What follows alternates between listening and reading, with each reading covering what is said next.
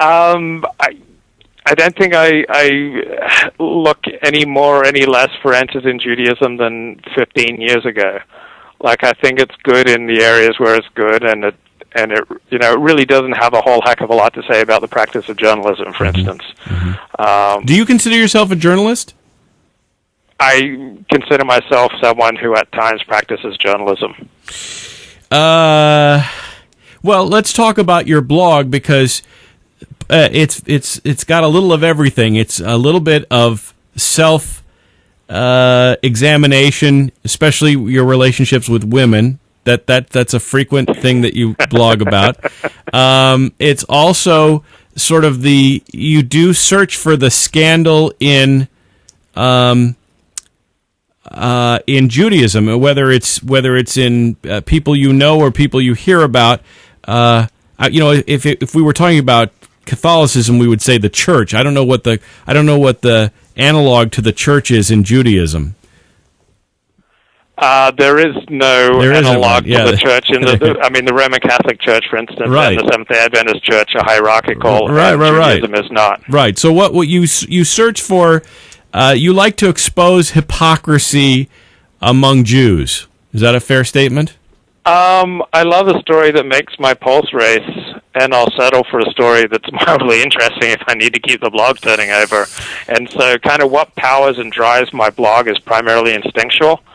There's not like, I'm driven to expose wrongdoing by rabbis. Like, if I find some stories to do with wrongdoing with rabbis, I love them. But the blog is very instinctual. Like, I blog like a little child in many ways. Like, the same emotions that drove me at 4 years old still drive me at 42. And out of those emotions, then sometimes tempered with the discipline and learning of being 42, I write and pursue stories, but it's all very instinctual rather than theoretical. Who is you said I love rabbis. Who's your favorite living rabbi?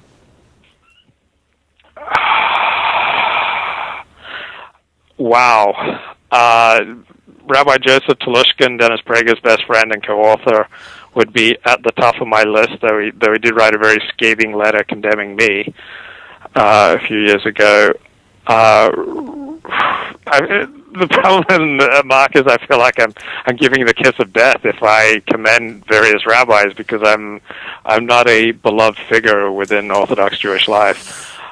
I have great respect and admiration and varying feelings of love for the modern Orthodox rabbis within the community that I live, such as Rabbi Elazar Muskin at Young Israel Century City would be one of these are all among the best pulpit rabbis in America. Rabbi Yosef Kaneski at B'nai David, and Rabbi Stephen Weil at Beth Jacob, and Rabbi Daniel Korobkin at Yavna. It's an Orthodox Jewish school.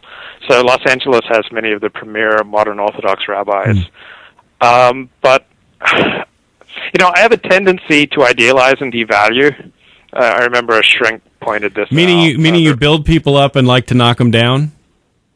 Yeah, or I think they're nothing to start with, and then it's like, that person, because of these flaws, is just nothing.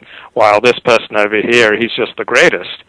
And so it's a very bad tendency that I have, and so it's very unpleasant and it's destructive to me. and so I'm really wary of.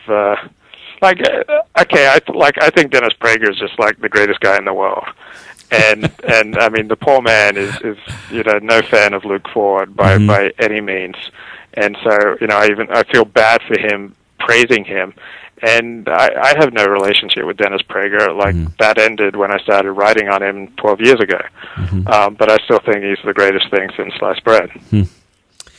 But he's not a rabbi. No, he is not a rabbi. But I gave you a few rabbis. And I don't. Correct me if I'm wrong. I don't think Dennis is Orthodox, is he? No, he is not Orthodox.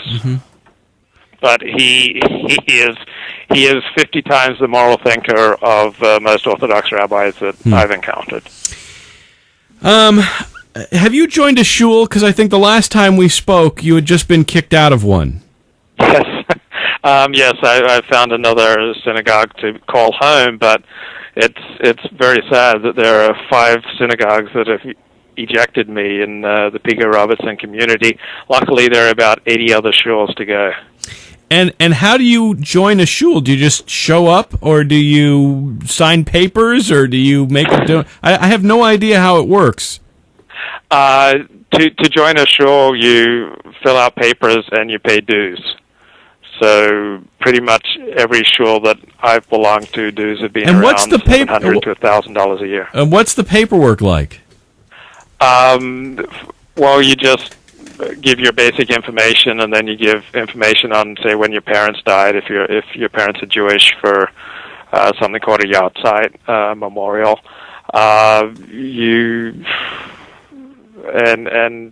But does it ask you questions about why are you here and what do you expect to do, and are you willing to participate and volunteer to help build the It's very easy to join a synagogue, and then from that time on, they're constantly importuning you for money, for volunteering, for participation. Mm-hmm. So they do it it's smart. It's like it's very easy to join a shul. Like, you're having financial problems, they'll give you, they'll work with you.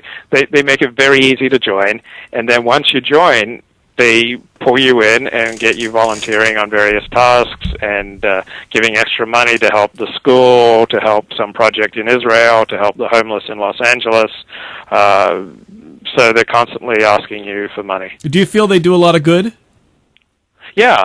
I mean, the main thing they do is they provide a way to organize your life. If you want to lead a religious Jewish life, or you just want an organized life around a specific community where you'll see people that you like on a regular basis, that's their main function, and I think they do that well. And in my ideal political setup, there would be no government welfare. Therefore, everybody would have strong incentive to join a community. And while it is currently prohibited for religious organizations such as synagogues to offer health insurance, in my ideal world, people would get their health insurance through groups such as synagogues, churches, press clubs, etc., and people would be forced to join together to some sort of community which would take care of each other, as there was no government welfare. So I think churches and synagogues are an excellent way to organize a life and to create a support system. This shul that you've joined, do they know that you've been kicked out of 5 others? Yes, it's pretty well known. And why did they choose to accept you, or why do you? To the best of my knowledge, no one's been banned from the shul I belong to now, so it's a pretty accepting place.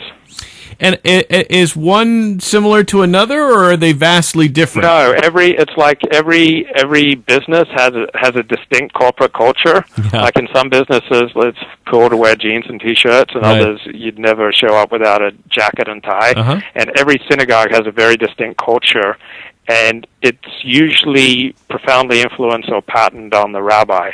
So, for instance, Young Israel of Century City has a very organized rabbi, Elazar Muskin, and the shul is like well-organized, very disciplined people who are highly accomplished both in the secular and religious realms. And then you'll have a synagogue like B'nai David Judea, which is a very open and warm, welcoming place, and it's like a little more relaxed, and it's people who generally not quite as affluent as the members of Young Israel of Century City. And this is a group that's like always doing things for the homeless, and it's kind of like reaching out into the world, while Young Israel Century City is like a more contained group. So every synagogue has a very distinct culture and completely different feel, and it's I enjoy like going synagogue shopping. Did the synagogues that kicked you out, the shuls that kicked you out, did you feel abandoned, and did you feel it was unfair that they kicked you out, or did you understand their reasoning and respect their decision? All of the above. I intellectually understood their reasoning and respected their decision. I emotionally felt abandoned, like the baby boy who lost his mother. Mm-hmm. So for me, emotionally, whether I get kicked out of a shul or a girl I've been seeing for 2 weeks suddenly stops returning my calls, or I get fired from a job. Emotionally, it all feels the same thing for me. It all feels the same way.